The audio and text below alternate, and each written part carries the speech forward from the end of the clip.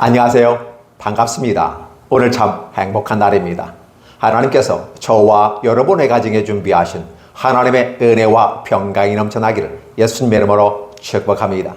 마가복음 14장 12절로 21절에 있는 말씀을 중심으로 유월절을 준비하라, 온고지신이란 제목으로 말씀을 나누고자 합니다. 유월절을 준비하라 라는 이 말 속에 우리가 생각해야 될 일들이 있습니다. 이스라엘의 3대 절기가 있습니다. 유월절이 있습니다. 무교절과 함께 묶어서 갑니다. 그리고 맥추절이 있습니다. 그리고 초막절이 있습니다. 이 3대 절기는 무조건 지켜야만 하는 것이었습니다. 그 중에 첫 번째 유월절, 무교절 이렇게 합니다. 그래서 이러한 것을 준비하라고 하는 것은 아직은 진행되지 않았음을 얘기하고, 진행되지 않았기 때문에 오늘 이 시점에서 우리는 무엇을 생각할 것인가? 준비하는 모습이 필요하다. 이 준비, 무엇을 준비합니까? 유월절, 무교절입니다. 유월절은 1월 14일, 니산월 14일에 준비해서 진행됩니다. 그리고 하루 동안 우리는 유월절이라고 말하고 그 다음부터는 일주일 함께해서 무교절. 그래서 이것을 함께 묶어서 생각하는 그런 생각들이 있습니다. 이게 정확하게 나누어서 표현하기도 하고, 한데 묶어서 유월절 다음에 바로 무교절로 들어가서 그들이 어떠한 삶을 애굽에서 살았고 그 쓴 나물을 먹고 누룩이 없는 빵을 먹는, 그래서 무교병입니다. 유교병이 아니에요. 그냥 맛없는 빵을 먹고 쓴 나물을 먹는 과거를 기억하는 모습이 바로 유월절이고 무교절입니다. 특히 유월절 같은 경우는 그들이 어떻게 해서 애굽에서 탈출할 수 있었는가라는 부분이에요. 결국은 그들이 애굽에서 나온 구약의 역사적인 배경을 보면 그냥 나온 게 아니었고 반드시 어떤 희생의 대가가 있었다라는 부분이었습니다. 그걸 신약에서는 예수께서 유월절 어린 양이 되어져서 예수께서 십자가에 못 박혀 죽으시고 피 흘리신 그 피값으로 인해서 죽지 않았던 이스라엘 사람들이 출애굽을 하면서 하나님께서 새롭게 만든 광야로 이끌리는 새로운 세상으로 인도하시는 그 장면을 기억해야만 하는 것입니다. 그러니까 단어 하나 속에 유월절을 준비하라는 그 말씀 속에는 바로 단순하게 어떤 현재 주어진 유월절과 무교절, 형식적이고 그냥 관례적으로 움직여진 customary라는 말을 써요. 관례적으로 습관적으로 하는 일이라는 것이 아니라 바로 우리가 출애굽할 수밖에 없었던 그 원인과 그 동기가 어디에 있었냐? 어린 양에 있었다는 것이고, 그 어린 양의 피와 급하게 먹고 나온 유월절 고기 다 소화해 버리는, 그리고 출애굽했던 그걸 기억하는 그 모습들을 바로 지금 과거의 사건이 아닌 현재의 모습 가운데 과거의 하나의 얘기가 아니라 그 사건은 지금 오늘 우리들에게도 적용되고 있는데, 바로 오늘 예수께서 십자가에 못 박혀 죽으시기 그 전에 행하신 이것은 의미가 더 큰 것입니다. 구약에서는 하나의 이런 타이폴로지라는 말을 써요. 어떠한 모습으로, 어떤 형태로 예언을 하십니다. 그리고 그 예언은 바로 오픈되어지고 계시되어지고 드러나게 되는 것입니다. 구약의 장면이 신약에 어떻게 드러나는가, 그 드러나는 현장 속에 바로 예수께서 내가 십자가에 못 박혀 죽고 3일 만에 다시 살아나리라 라는 이런 표현 속에서 바라보면 대단히 중요한 의미가 있습니다. 드디어 예루살렘 성전에 입성하시고 성전을 청소하시고 성전 제사가 폐할 것을 얘기함으로써 더 이상 이 나무에서 무화과 나무를 따지 못할 거다라는 개념은, 많은 사람들이 거기에서 생명의 실과를 얻었는데, 즉 구약에서의 제사를 통해서 연장선, 1년의 연장, 대제사장이 지성소에 한번 들어가는 걸 통해서 오늘 우리들이 죄사함을 받는 이러한 열매를 따먹고 생명을 연속상에서 이어왔는데, 이제는 그것이 끝나는 것이다 라고 얘기하고 새로운 시대가 돌아야 한다는 사실이에요. 따라서 모양은 다르지만 그 정신은 기본적으로 흘러가되 형태는 달라진다. 좋은 것은 지켜나가지만 그러나 시대에 따라 옷을 달리 바꿔 입는 모습은 필요하다라고 표현하면서 온고지신이라는 단어를 한번 써보는 것도 괜찮은 것 같습니다. 그래서 예수께서 유월절을 준비하라라고 하는 부분들, 사실은 예수께서 준비하라기보다도 제자들이 예수께 묻는 것입니다. 왜? 무교절 첫날 곧 유월절 양 잡는 날에 이렇게 표현한 것입니다. 우리가 뭘 준비할 수 있겠습니까? 라고 하는 부분이죠.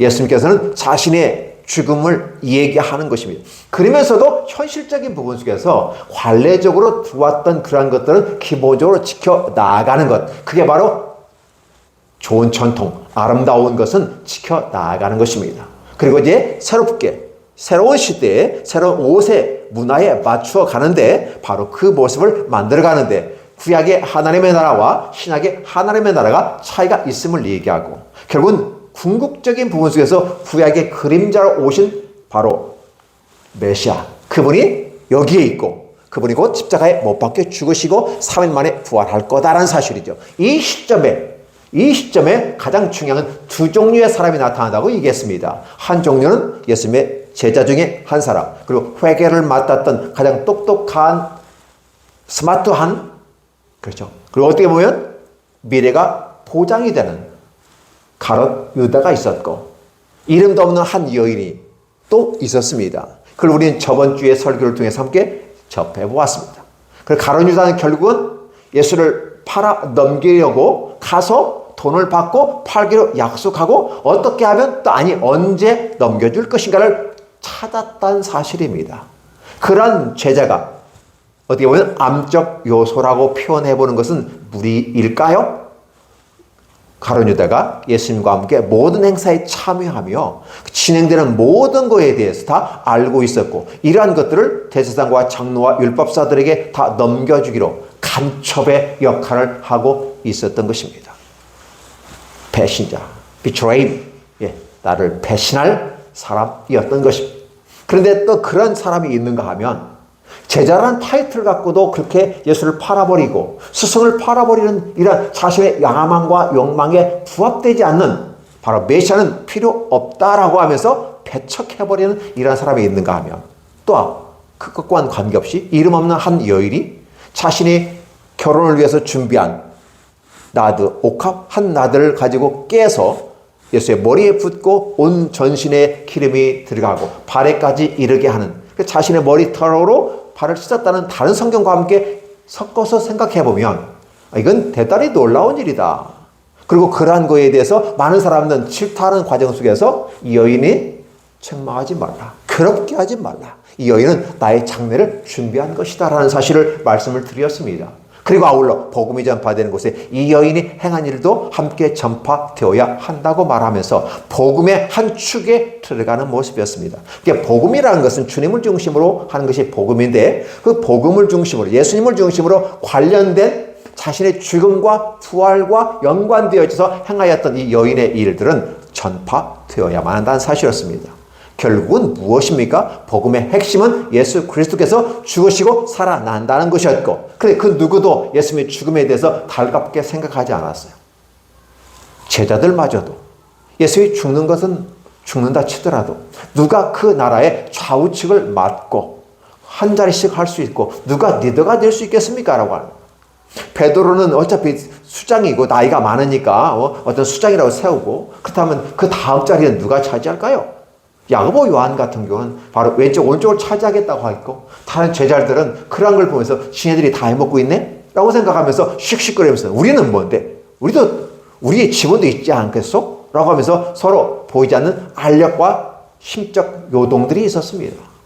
이런 제자들의 모습에 비례해서 그걸 바라보는 독자들은 어떤 걸 생각하느냐? 그렇게 자신의 야망과 욕망을 따라가는 예수님의 12 제자들조차도 그 임원들조차도 그런 욕심을 갖고 있다 한다면 그럼에도 불구하고 무명의 한 여인이 이렇게 헌신하는 이러한 모습들 그래서 저는 이렇게 해석을 해드렸습니다. 예수께서 십자가에 죽으신 다음에 아리마다 요셉을 위해서 준비했던 그 핀 무덤에 들어갔을 때 그리고 3일 만에 너무 급작스럽게 진행되기 때문에 그 다음에 안식일에 이 더러움을 어떻게 할 수 없기 때문에 바로 시신을 안치했습니다.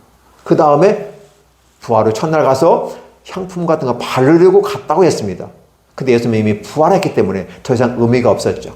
왜? 부활하셨기 때문에.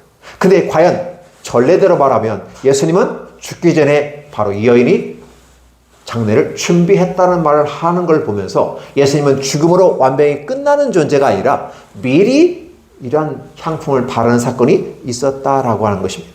이 성경을 읽고 보는 사람들, 이 두 가지 대비 구도 속에서 가장 중요한 것은 십자가에 못 박혀 죽는다는 것이었습니다. 그리고 부활한다는 것이었습니다. 그래서 유월절과 무교절은 대단히 중요한 의미가 있습니다.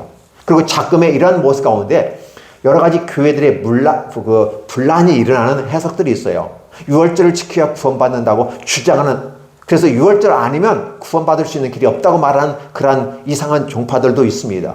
여러분 기억해 주세요. 유월절은 무교절과 하나로 뭉쳐지면서 결국은 그림자, 타이폴로지예요. 구원을 받고 넘어가는 사건이기 때문에 유월절은 대단히 구약적인 의미에서 중요한데 이것의 본질적인 모습, 이 유월절과 부활절의 껍데기를 딱 떼어보면 바로 부활절이 나옵니다. 그러니까 유교절과 부활절과 무교절이라 이것은 부활절과 함께 연관되어진 거예요. 그러니까 유월절을 지켜야만 구원받는다고 강력하게 주장하는 사람들은 구약적인 관점을 가지고 얘기하는 것은 뭐 나쁘진 않지만, 그러나 신약인 부활절과 연관시켜서 얘기하지 않으면 아무 의미가 없는 것이죠. 잘못 가르치는 겁니다. 틀리진 않지만 완벽한 것을 주지 못하기 때문에 성도들이 헷갈리기 시작해요. 부활절보다도 유월절을 더 중시해요. 왜? 바로 감각적인 것을 바라기 때문에.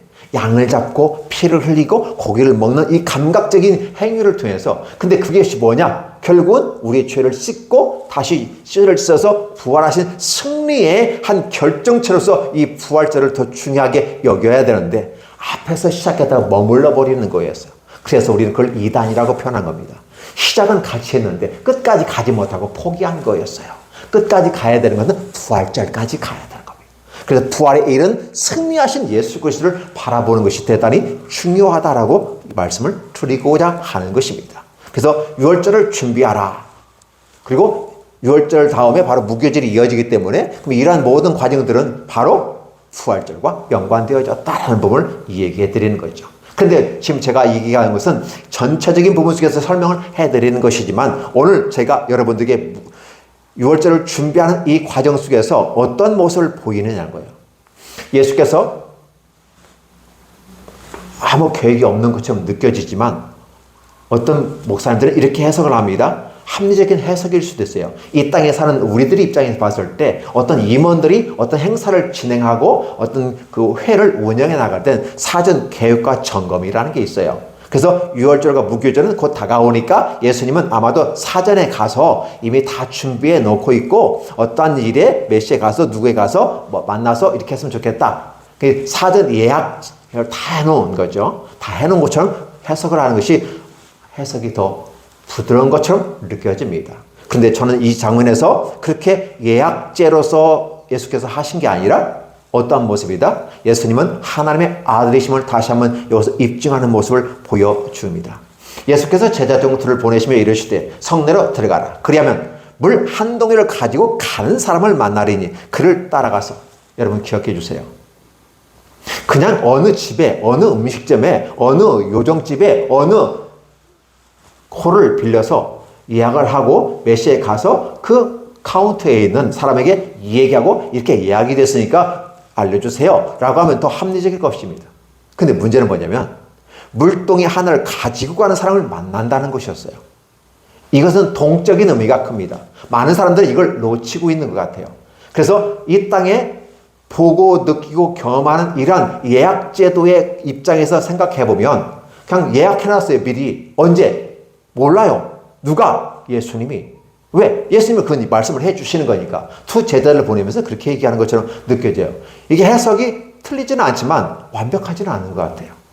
여러분들도 이 말씀을 다시 한번 읽어보시고 다시 한번 생각해 보시기 바랍니다. 과연 그 말씀이 그리한가를 생각하는 것은 베레아 성도들의 아름다운 전통 속에 있는 것입니다. 이 베레아 성도는 이단이 아니고 성경에서 건전한 모습으로 나온 한 성도들을 얘기합니다. 여러분들이 이 말씀을 잘 들어보셨으면 좋겠어요. 예수께서 말씀하시는 겁니다. 두 제자를 불렀어요. 왜? 물으니까. 그거 보내면서 하는 거예요. 그 성에 들어가면 한 물동이를 가지고 가는 사람을 만난다는 거예요. 여러분, 이 제자들이 언제 출발할지 압니까? 언제 만날지 압니까? 어떤 것도 없어요. 단지 물동이를 가지고 가는 사람을 만날 것이다. 그래서 그 사람을 따라가는 거였어요. 그러면 요게 맞는 조우라고 하죠. 만남을 조우라고 했을 때 한 사람이 물동이를 가지고 가고 두 제자는 와서 그 만나서 쫙 가면 아무 문제 없어요. 근데 문제는 뭐냐면 제자들이 언제 출발할지, 이 물동이 간 사람이 언제 갈지 알겠습니까? 분명히 물동이를 가지고 가는 사람은 어떤 목적을 가지고 물 길어서 가는 거였습니다. 근데 이게 딱 맞아떨어지면 이 말이 좋은데 안 맞아떨어지잖아요. 제자들이 가다가 다리 앞에 쉬어요. 그냥 물동이 치는 사람이 먼저 가버릴 수도 있어요. 앉아서 기다리는데 물동이 치는 사람 아무도 없을 수 있어요. 이런 걸 한번 생각해 보셨으면 좋겠어요. 저는 여기서 예수 그리스도의 신성이 드러나고 있는 것을 볼 수 있어요. 예수님을 바라볼 때 인성이 보이고 신성이 보입니다. 즉 사람으로서 가지고 있는 지정의의 모습을 가지고 가르치고 먹고 함께 울며 슬퍼하며 이러한 예수님의 인성의 완벽한 인간으로서의 모습을 보여주는가 하면 예수님 안에서 신성이 드러나요. 하나님으로서의 모습이 드러나요. 저는 여기에서 대단히 보시는 모습을 봅니다. 하나님이 어떤 능력의 소유자인지를 봅니다. 우리는 이 사건 전에 또 한 사건이 있었어요. 나귀를 타고 예루살렘 성전에 입성할 때 가서 나귀를 끌어오라. 그러면 물을 거다. 그러면 주께서 쓰시겠다 하라. 그러면 보낼 거다. 라는 거예요. 근데 그 나귀가 어디에 묶여져 있는지, 길가에 묶여져 있는 거였어요. 사실 누구의 나귀인지는 우리는 몰라요. 근데 그들은 알 수 있는지도 모르겠어요. 근데 문제는 뭐냐면 나귀를 아무 말도 없이 끌고 가니까 묻는 거였어요. 묻는다고 또 물을 거라고 얘기했어요. 주께서 쓰시겠다고 하니까 그러면 이게 미리 사전에 기억되어 있고 그럼 그걸 지키는 사람들이 있어야 될 거 아니에요? 근데 지키는 개념이 아니라 그냥 가서 끌고 오는데 지나가는 사람이 누군데 이걸 끌고 가세요? 하고 이 주민이 나귀건 아니지만 물어보는 것처럼 보이거든요. 근데 주께서 쓰시겠다 하라. 이 말씀에 그들은 보내주었고 준비했다. 오늘 이 본문도 마찬가지죠. 한 동네에 들어가 봐라. 도시죠. Into the city. 들어가는 거죠. 거기서 너는 물동이 하나를 가지고 하는 사람을 만난다. 뭐 남자인지 여자인지는 모르겠어요. 일반적으로 여자들이 물동이를 많이 운반하는 거기 때문에 여인을 만날 수도 있고 남자를 만날 수 있습니다. 가는 사람을 만나리니 이렇게 되는 거잖아요. 그렇죠? 그래서 그 사람 따라가라는 거였어요. 저는 여기서 하나님께서 시간을 넘어서 존재하는, 그러니까 예수님은 공간적으로 여기에 있는데 여기에 있는 상황을 다 보고 알고 계시다는 겁니다. 인간으로서는 이해할 수 없는 거예요. 신성이 드러나고 하나님의 능력이 드러나는데 하나님의 나라가 임하는 사실 속에서 두 제자들은 주께서 자기들에게 말씀하시는 것에 근거해서 말씀을 믿고 갔다. 이 제자들에게 배울 수 있는 거죠. 주께서 말씀하시면 믿고 가는 이라는 것이. 근데 어떠한 것도 없어요. 근데 믿고 갔다는 거예요. 믿고 갔는데 우연히 만났을까요? 사람들에게는 인생에 있어서 우연이란 말을 쓰게 됩니다. 우연은 계획이 없는데 어쩌다가 우연히 만났다라는 개념을 우연이라고 한번 설정해 보겠습니다. 그 개연이라 했습니다. 개연성. 우연성, 개연성을. 개연성은 그럴 법한 것을 개연성이라고 합니다. 필연성은 뭘까요? 반드시 그렇게 되어야 되는 필연성이 있습니다. 여기에 이 모습은 주님께서는 이 장소에서 제자들을 보내서 준비하게 했는데 이미 그 사건을 주님은 알고 계셨던 거예요. 이것이 인간으로는 이해가 안 되기 때문에 쉽게 이야기하기 위해서 예수님은 예약 제도를 통해서 예약하고 오셨다. 예수님이 어느 사이에 벌써 가서 예약하고 오셨을까요? 아니면 다른 제자를 통해서 하셨을까요? 다른 제자를 통해서 했더라면 그 제자를 보냈을 겁니다. 이 두 사람은 그것도 모르고 주님께서 불러서 보내는 거거든요. 근데 문제는 주님께서 그걸 아시고 물동이를 들고 가는 사람을 만날 거다라는 것이었어요. 저는 여기서 그냥 지나갈 수 있거나 아니면 먼저 지나갔거나 아니면 제자들이 기다리다가 물동이 지나가는 사람이 없기 때문에 포기하고 돌아갈 수도 있어요. 근데 이거 우연찮게라는 말을 쓸 수밖에 없어요. 우리들이 입장에서 볼 때는. 그러나 주님의 입장에서 볼 때는 필연성으로 얘기합니다. 우리가 미시적으로 바라보면 어떤 주어지는 사건들, 한 사건들이 다 우연성을 가지고 만나는 같이 보여지지만 거시적인 차원에서는 하나님의 다 계획 속에서 필연적으로 만나게 되는 것입니다. 왜 역사라고 했을까요? 왜 히스토리가 역사일까요? 그 히스토리는 그의 역사, 히스토리예요. 그걸 줄여서 히스토리, 역사가 주님의 역사라는 것이고 역사의 주인이 되신 분이 예수 그리스도예요. 그리고 기원전, 기원후로 기점을 나누실 때도 예수 그리스도 중심으로 나온다는 사실을 생각해보면 우리들이 생각하고 우리들이 공감할 수 있는 그 영역을 넘어서는 신성이 지배하는 하나님의 나라가 그 안에 있음을 우리는 여기서 보아야만 하는 것입니다. 단지 우리가 보고 느끼고 경험하고 우리가 느낄 수 있는 영역만 얘기하는 것이 아니라 바로 하나님의 신성이 여기에 드러났다는 사실이에요. 이렇게 해석하는 것은 여러분들이 어떻게 생각하실지는 모르겠지만 주님께서는 완전한 사람이시면서 완전한 하나님으로서 우리가 이해할 수 없는 영역을 가지고 가는 걸 볼 수 있어요. 배너라는 영화를 보신 적 있습니까? 거기에서 예수께서 채찍에 맞아 쓰러질 때 배너가 물을 갖다 줍니다. 그때 그 물을 예수님이 마시는 걸 터쳐버리고 그럴 때 그 로마 군병들이죠. 그때 주님께서 그들을 쳐다봤을 때 그들이 쭈삣쭈삣쭈삣쭈삣하고 물러갑니다. 주님 아무 말 하지 않았어요. 로마 군인은 죄인들에 대해서 자신들의 규칙에 어긋나면 채찍질하고 때리고 끌고 가버립니다. 근데 주님께서 딱 그 순간에 눈을 쳐다보는 순간은 그는 절대자 앞에서 무력한 인간이 포악한 군인이 쩔쩔쩔 매는 그 모습을 배너에서는 영화로서 보여준 적이 있습니다. 어떻게 쳐다보았는데 그 인상 팍 쓰고 쳐다본 것도 아니고 그리고 끌려가고 매맞아가는 이 죄인이 쳐다본다고 해서 또 쳐다보면 쳐다본다고 때리는 게 그죠? 고개 들으면 고개 들었다고 때리고요. 말 안 들으면 말 안 들었다고 때리고 지들만 기분 나쁘면 기분 나쁘다고 때리는 거 아니에요? 왜? 로마 군인이잖아요. 포악한 로마 군인이잖아요. 근데 주님께서 고개 들어 딱 쳐봤을 때 어쩔 줄 모르고 그걸 허락을 하는 그런 모습들. 이런 모습들을 봅니다. 그래서 베너가 예수께서 베너한테 물을 주기도 하고 베너가 예수께서 물을 주는 그런 영화 장면이 나오는데 그런 장면들을 바라보면서 영화가 무엇을 말하고자 할까를 생각할 때 바로 그 안에는 하나님의 전능자로서 창조주로서 오너로서 주인으로서 말을 하지 않지만 눈빛 하나로 그를 쩔쩔매게 만들어버리는 권위, authority and power, 권능이 함께 있었다는 사실이에요. 이런 것에 기초해서 바라보면 이 장면이 물동이 하나 치고 한 사람이 누군지는 모르는데 우연이 아니라 필연적으로 만난다는 사실이에요. 오늘 저와 여러분들 이 장면을 기억하시면서 어느 분은 저한테 이 말씀을 하시더라고요. 제가 설교를 하니까 예수가 어디 있느냐? 목사 너 정신 차려! 저한테 이런 댓글을 달아주신 분이 있어요.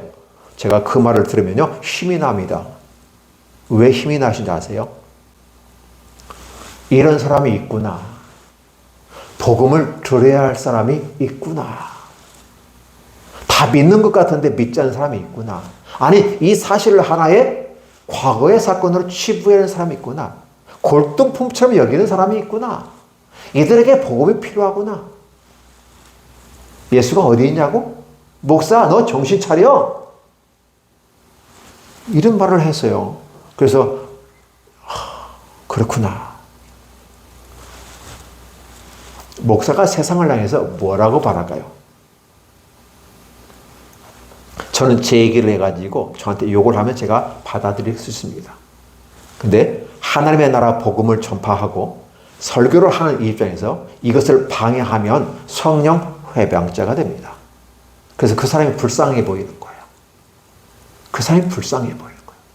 예수께서 이미 이런 사실들을 역사에 만들어 놓고 과거의 사건을 현재로화시켜서 지금 십자가에 못 박혀 죽이기 위한 유월절을 준비하는 이 과정 속에서 친히 하나님이심을 보여주고 유월절 준비할 그 장소를 주님이 준비하셨어요. 큰 어프롬을 만들어요.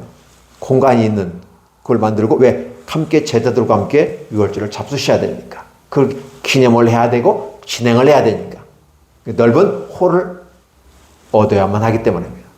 근데 그러한 것들이 하나님께서 다 준비하고 계시다는 사실을 바라보면서 자신의 유월절을 준비하는 한 방을 만들어 오신 주님께서는 또 우리에게 이런 말들을 해요.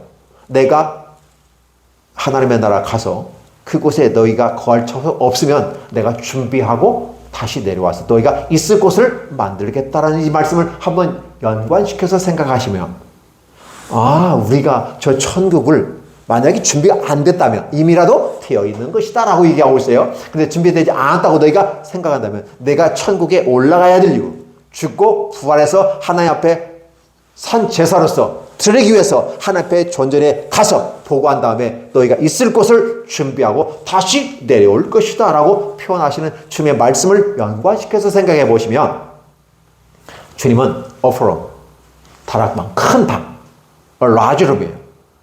준비하고 계시구나. 우리가 천국도 준비하시는 분이시구나 라는 생각을 하면서 그런 것을 준비하시고 이루시고 이끌어 가시며 우리에게 최종적으로 해야 될 일들을 감당하며 할 수 있도록 만드신 분이 주님이구나 라는 사실입니다. 단지 전 유월절을 준비하라 온고지신 해가지고 구약적인 상황을 가지고 와서 신약에서 그 틀을 벗어 던지지 않는 상태에서 시대의 흐름에 따라서 구약의 하나님의 나라와 신약의 하나님의 나라의 그 전환점을 십자가에 죽으시고 부활한 사건을 통해서 새로운 세대, 새로운 대변환의 역사 속에서 믿음이 임하고 하나님의 임하는 역사 그 현장 속에 있으면 그것을 준비하기 위한 이런 모습이 있다면 이걸 기초해서 저 하나님의 나라로 여전히 저 어프롬이에요. 그렇죠? 큰 방, 저 위에 있는 큰 방을 준비하고 계시는 건 아닐까? 그래야 그것을 우리에게 허락하시고 이 축제의 장, 그렇죠? 6월절에 패스오버 램, 6월절 양을 준비하고 그 다음 먹고 기념을 하는 이런 것들 이제 천국에서 이루어질 것 같습니다. 우리가 쉽게 놓치고 가는 이 부분을 한번 생각해 보았으면 좋겠어요. 그래서 준비한다라는 개념은 아직은 아니다라는 생각이죠. 준비하는 것은 미래에 있을 일이고 그래서 시간이 되면 12제자들과 함께 가서 6월절을 하셨다라는 부분을 얘기해 드리고 있는 것입니다. 그리고 아울러서 그곳에 가서 내가 팔리리라 라고 말하면서 나와 떡반죽을 떡을 가지고 그 바울이잖아요. 이렇게 넣어서 손을 함께 넣어서 떡을 찍어서 먹는 그 자가 나를 팔 것이다 라고 하면서 제자들이 또 한 번 충격을 받습니다. 근데 여전히 어떻게 할까요? 사이코패스는 일반적인 사람의 생각과 다른 감정이 없는 것처럼 느껴져요. 가룟 유다가 주께서 말씀을 하셨는데도 불구하고 여전히 아무 감정적인 변화나 이런 것이 없이 이미 예수를 팔려는 생각이 있었기 때문에 악한 영이 그의 마음을 지배했기 때문에 말씀이 들어오지 아니하고 그 말씀을 해주셨는데도 불구하고 함께 예수님과 함께 떡을 떼어서 함께 찍어서 먹고 나가버리는 그 너의 길을 준비하라 하면서 마치 예수님이 특별 지시를 받고 나가는 것처럼 나가니까 제자들은 그를 의심하지 않았어요. 그리고 그는 나중에 가서 예수를 잡아 죽일 사람들을 이끌고 와서 내가 키스하는 사람이 이 사람이니까 이 사람에게 수갑을 채우세요. 이렇게 표현하는 것이었습니다. 이런 장면들을 설명해 주고 있는 거예요.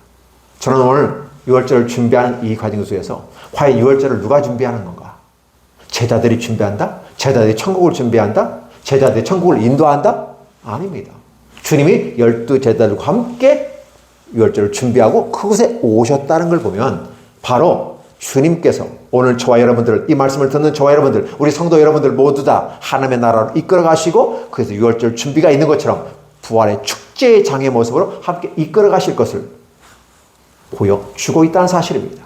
그래서 오늘도 저와 여러분들은 늘 그렇게 준비하시고 역사하시는 우리 하나님의 능력, 우리 주 예수 그리스도의 신성이 깃들어진 이러한 표현들, 그걸 통해서 자신의 길을 걸어가고 새로운 구원의 길을 만들어가는 이 위대한 역사에 오늘 저와 여러분들을 초대하고 있는 것이고 크리스마스를 앞두고 있는 이 모습 가운데서 오늘 저와 여러분들에게 초림으로 오셨던 예수 그리스도께서 바로 죽으시고 십자가에 못 박혀 죽은 다음에 새로운 길을 만들어가는 이 복음의 시스템을 오늘 저와 여러분들에게 함께 이야기하는 이것이 바로 말씀의 로고스이고 시스템이고 이 시스템 속에 여러분이 함께 들어오셔서 수용하신다면 여러분의 삶에 놀라운 축복과 은혜가 있거니와 하나님 나라의 아름답게 그 호적에 기록된 축복이 있을 줄로 있기를 또 축원합니다. 기도하겠습니다. 하나님 아버지 고맙습니다. 무한한 사랑과 은혜로 함께 이끌어주시는 우리 주님을 찬양하며 영광을 돌려드립니다. 우리 하나님께서 오늘 이 말씀을 통해서 듣는 모든 우리 성도들과 유튜브를 통해 듣는 모든 분들에게 하나님의 은혜가 있게 하시고 저들도 준비하는 자들이 되게 하시고 그러나 이런 모든 준비를 그 위에 준비하시는 분이 있었는데 우리 주 예수 그리스도시요.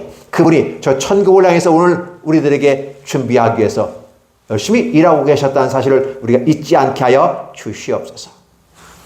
조금 있으면 크리스마스가 다가오게 될 때 바로 이런 전 모든 과정들을 함께 겪고 이끌어가며 우리에게 새 생명의 길로 이끌어가는 구원의 고속도로를 준비하시는 예수 그리스도의 아름다움을 찬양하는 귀한 시간들이 되게 축복해 주시옵소서. 예수님의 이름으로 축복하며 기도하옵나이다. 아멘.